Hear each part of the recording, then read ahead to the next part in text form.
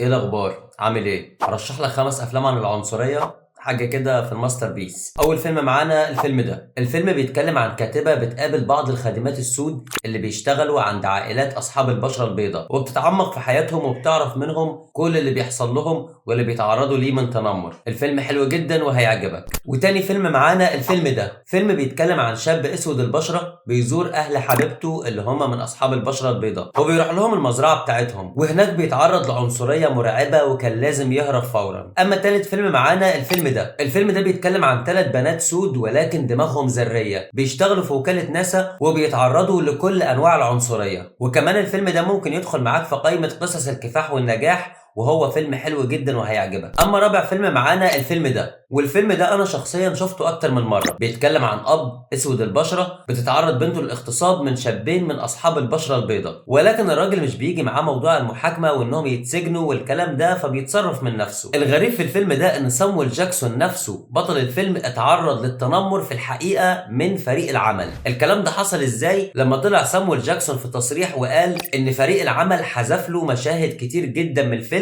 والمشاهد دي كانت مؤثره جدا وكان ممكن تكسبه الاوسكار، ولكن هم تعنتوه بطريقه ما وحذفوا المشاهد دي. يعني الفيلم بيتكلم عن العنصريه وبطل الفيلم اتعرض للعنصريه في نفس الفيلم ده. اما الفيلم الخامس والاخير معانا فالفيلم ده. الفيلم ده بيتكلم عن العنصريه والحرب الاهليه، وهو فيلم حلو جدا ورايق وهتتفرج عليه في اللذيذ، وهيخليك متفاعل معاه طول الفيلم ومتعاطف مع البطل وكانه ابن خالتك بالظبط. انا كده خلصت الفيديو بتاعي. لو عجبك المحتوى وعاوز تشوفني مره تانية ما تنساش اللايك والفولو. اشوفكم بخير.